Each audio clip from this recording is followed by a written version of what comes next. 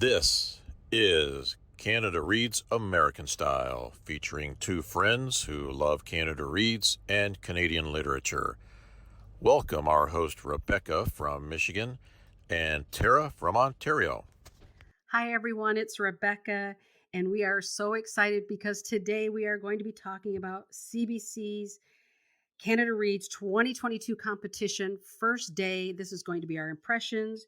We're excited because we have Larissa, the book mom, on Instagram joining us today with Tara and myself.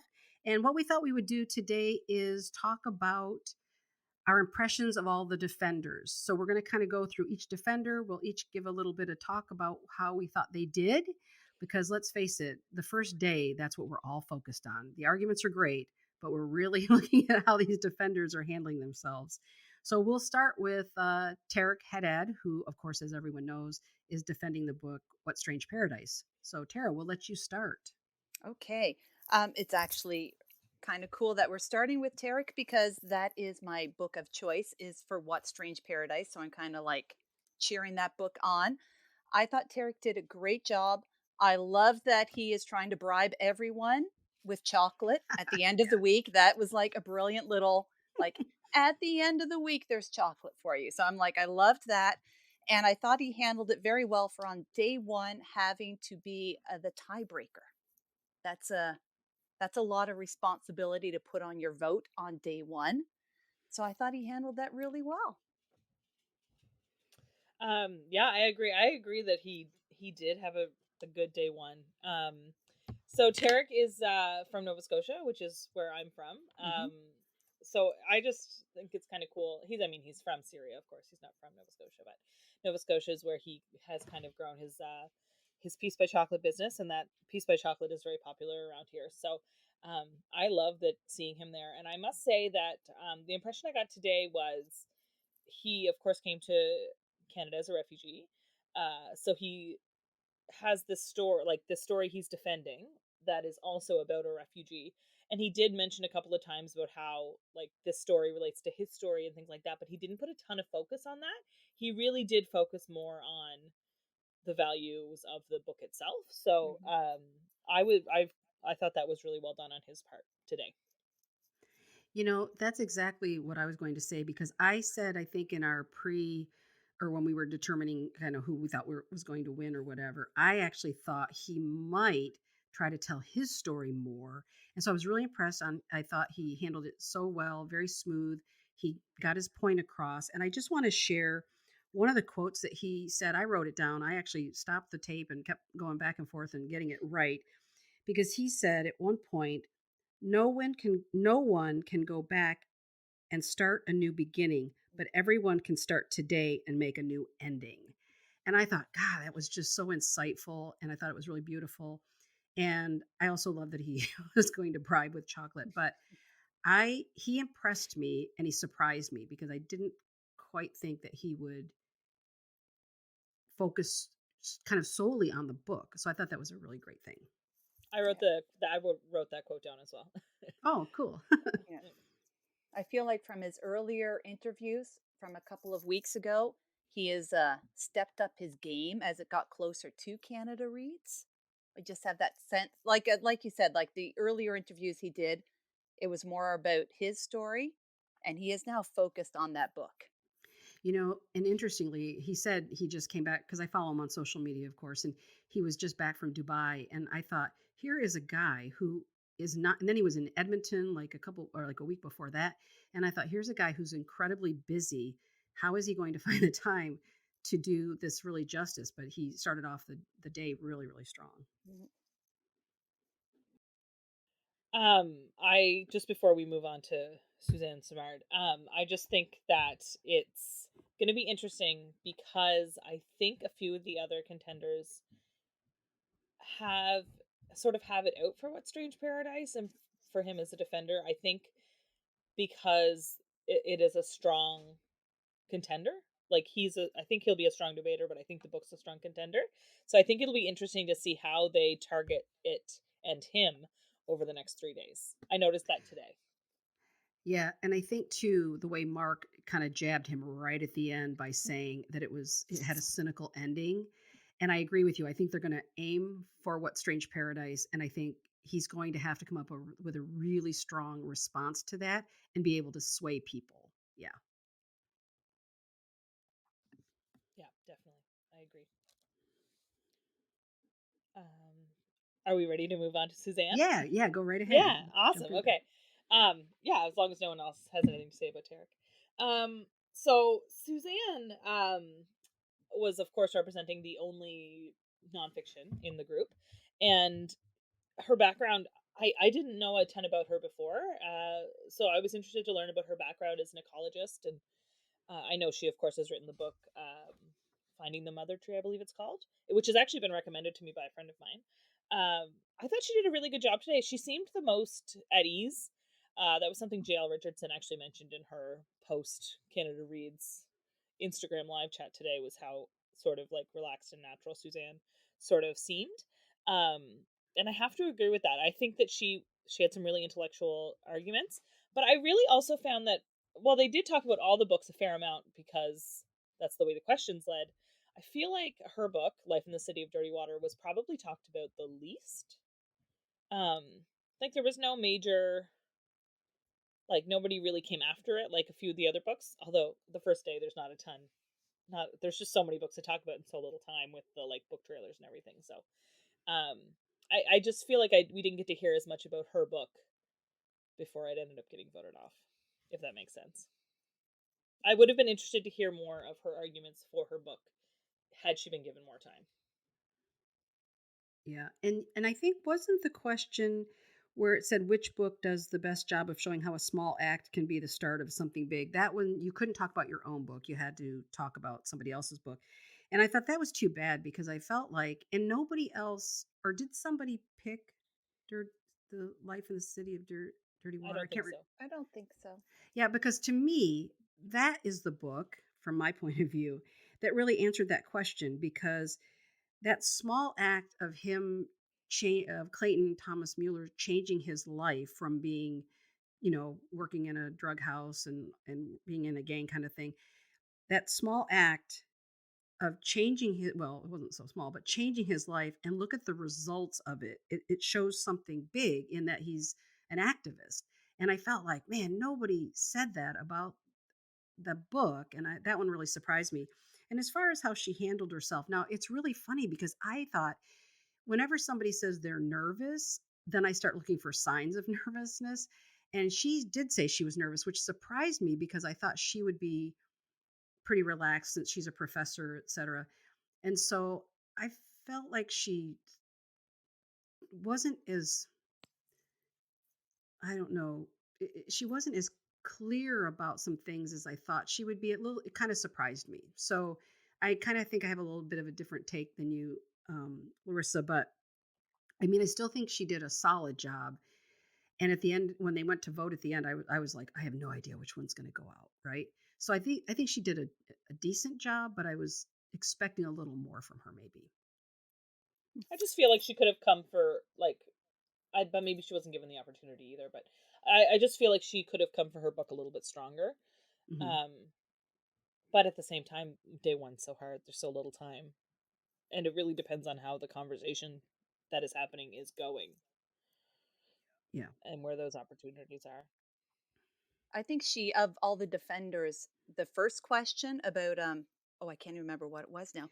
It But was I about, felt, let me just tell, I'll yeah, just repeat it so everybody knows. please. It says, which book best bridges the divides we are experiencing? Yeah. Yeah. So I actually thought that she did the gave the best answer, like defending her book the best of all of them because they all answered well, of course, but it was more of a general answer Hmm. about defending their book. But her answer about it being about the past and the future, I thought did the best job of answering that question. So I actually really like that. And I have read her book, Larissa, the Finding the Mother Tree, which I really enjoyed. And she, in that book, it starts from the early, I think it's the 80s, when she is a graduate student, a young student. And she actually does talk a lot about how much trouble she had with public speaking. Oh. So, yes, which is really, I thought really, really interesting. So I was excited to see her do this because it is a thing in her book that she talked about, that how much trouble she had getting up in front of people, and she had to when she was both a student and when she worked with the forestry to defend her research and uh, what methods she wanted to use. So keep having that in mind. I thought she did a great job. I thought she looked also very relaxed and very disappointed when the book got Mhm. voted out at the end. That's interesting about her background then, because in college, I had a professor who was a lifelong person who struggled with stuttering, and Hmm. yet he became a professor. And I thought, wow, that's amazing. And he used to say, don't help me. I'll get to the word. Just don't anybody help me. Yeah, And I learned a lot from him that year, but I thought, wow, that's a challenge to do that for a living. So that's kind yeah, of interesting. Yeah. yeah. Well, we are going to move on to our youngest defender, Malia Baker. And I have to say that it's like Allie said yesterday. You know, if I think of myself at 15, and there is no way. Now, I understand she's an actress and she's also an activist. So she's had many years of experience of all of that. But still, I think of myself at 15 and I think, yeah, right, that was never going to happen. I wouldn't even be able to get onto the stage. I would have been so nervous. But I thought she handled herself really well. I mean, so composed. And I think that's where all of her experience and training really came into play. However, didn't I didn't necessarily think that her arguments were really strong necessarily. I mean, not that I mean, that's kind of hard to say, but I think as a young person, you just don't have the life experience or the reading experience. And when she talked about that she didn't feel that, oh, she didn't like the back and forth of What Strange Paradise. And I just thought, okay, I think we've all read books like that, probably lots of books like that. So maybe it's just an experience kind of thing. But I think overall she handled herself really, really well. And I didn't have an expectation one way or the other, but I was really impressed how she handled herself during the competition. Yeah, likewise. I actually enjoyed, so even though I didn't agree with her, that particular incident that you mentioned, Rebecca, Hmm. about that she didn't enjoy that. There was one point where she said he could have, and then she changed it to no, Hmm. he should have. And I'm like, good on you. Like she was Hmm. like she was like, I believe that this is what he should have done. And I actually, so even though I disagree with her because I loved everything about this book, I appreciated that she had the it's the end of the day, had the stones to be like, no, this is, I disagree with his writing style and this is what I would have liked. So I actually give her kudos for that. Yeah. Yeah. What about you, Larissa? Well, I actually disagree a little bit. I felt like disagree with some of her arguments not being as strong. I feel like she did do a really good job with her arguments. I felt like her arguments were very clear, which I don't know that I would say that about all of the defendants today. I thought she was very eloquent and um and that's without even thinking like, oh, when I was 15, or like the 15-year-olds I know. I just think she overall did a fantastic job. And she did a really good job focusing on her book and how it related to other books. I also disagreed with her take on the structure of What Strange Paradise, but I don't think it has anything to do with her reading experience. I think that different people just like different writing styles. I disagree with it because I like that sort of writing style, but somebody who has a plethora of other reading experience might just not enjoy that as well. My husband reads a lot, and he doesn't really like when a book jumps backwards and forwards in time. I love when a book jumps backwards and forwards in time, but he has put down books and been like, nope, not gonna read this one for that exact reason. So I think that that's just like that's a preference thing. Mhm. And she made an excellent point about how trying to keep those details straight might be challenging for different readers. Different learners, different readers, the different ways people process information. So I think it was a fine point on structure. It wasn't a point I agreed with personally, but it was one that, like, on a global level, I can see. Um, and I I was the 15-year-old who, I mean, I certainly wasn't doing Canada Reads when I was 15, but I was in oratory competitions, and Okay. I was a very studious student, and I was, writing extra essays for scholarships, and very nose to the grindstone sort of thing. Um, and so I guess maybe just the view of like at 15, I just remember thinking like I wish adults would take me seriously because I have so much to offer, which is such a 15-year-old thing to think. Um, but I just feel like I wish I would have had that opportunity. Yeah. I kind of forgot that she was 15. After like the introduction, like Ali introduced her, Hmm. mentioned that she was speaking for her generation, and she handled that amazingly. Yes, she did.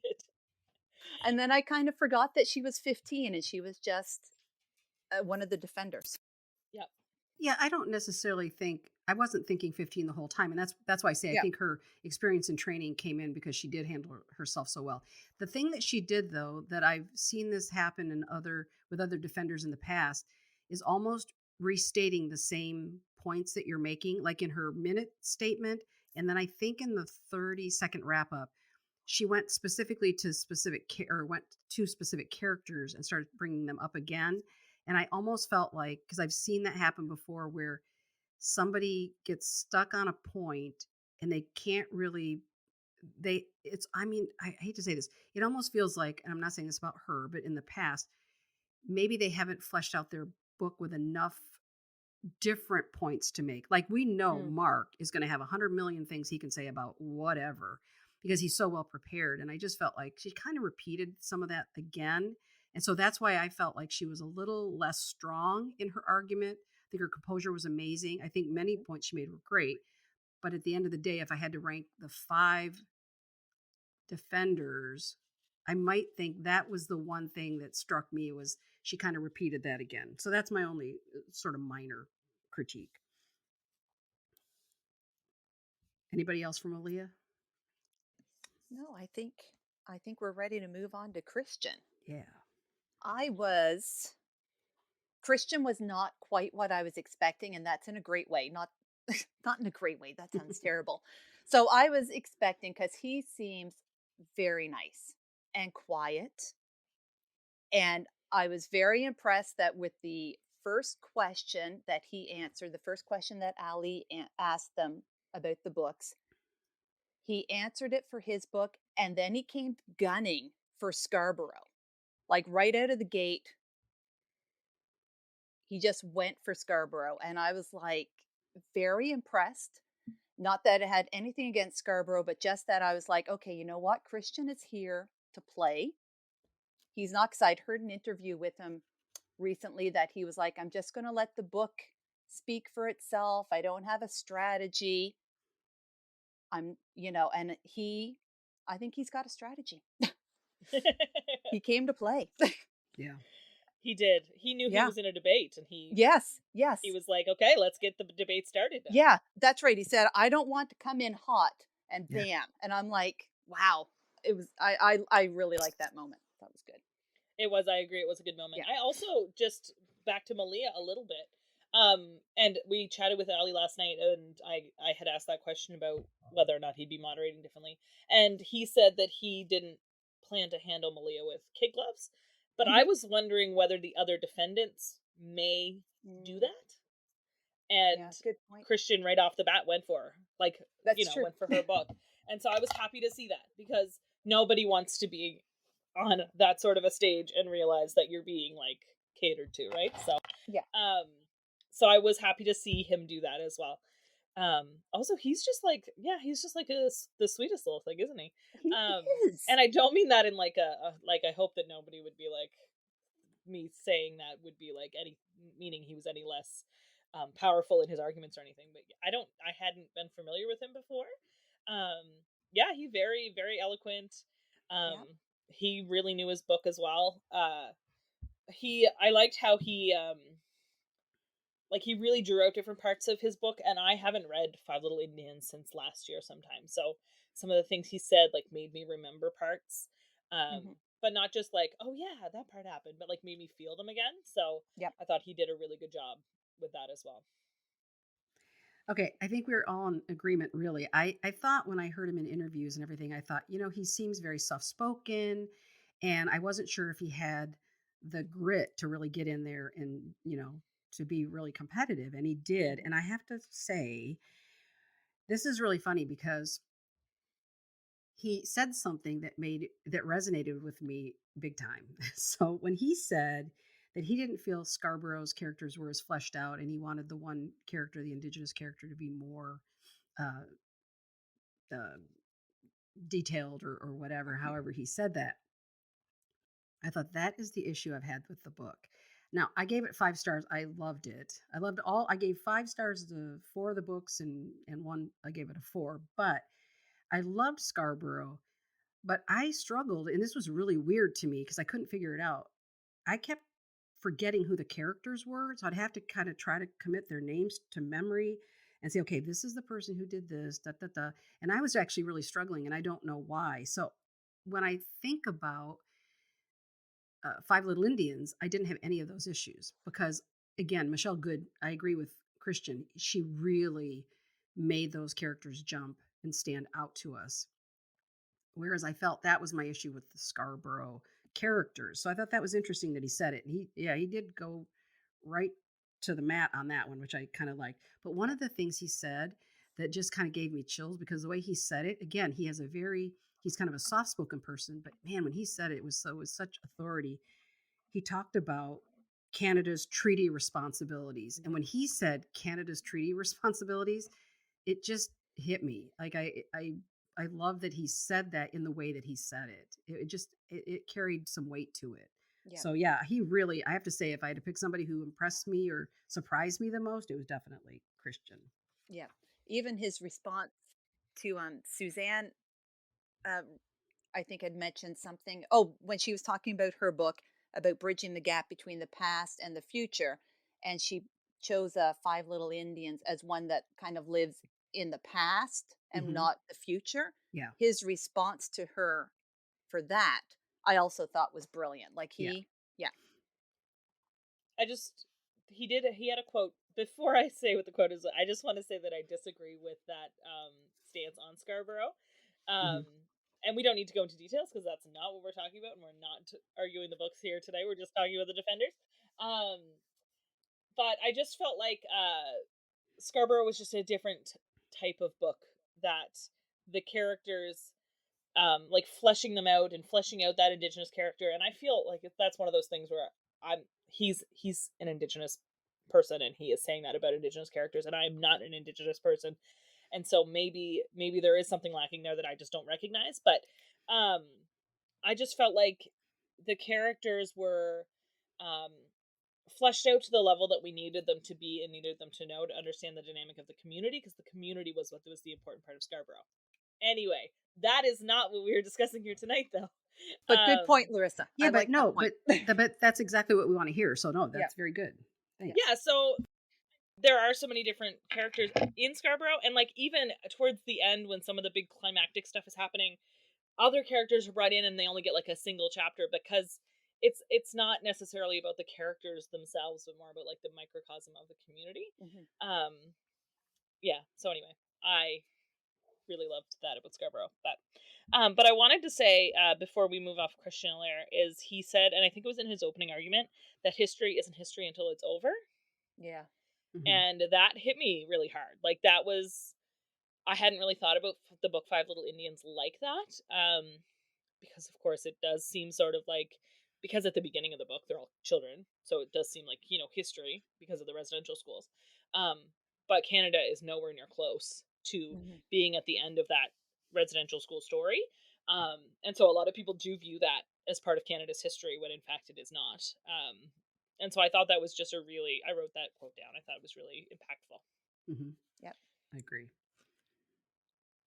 Oh, which means I'm next. Yes. Talk about Mark. My phone closed, so I couldn't see it on my screen. Mark was, so again, I didn't watch any of the interviews with anybody before the Canada Reads. I kind of like going in blind and learning about them as we go.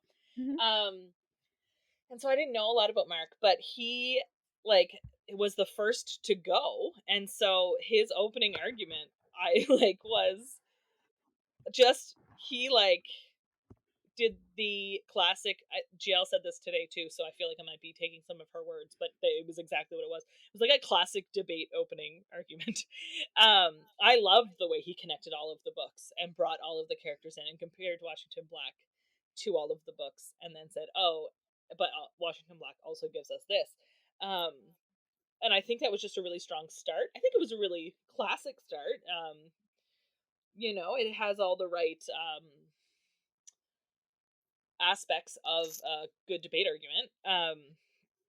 But I did think it was a really strong start, and I think he consistently had strong arguments throughout the whole thing, which is interesting because the Washington Black is actually, I enjoyed the book.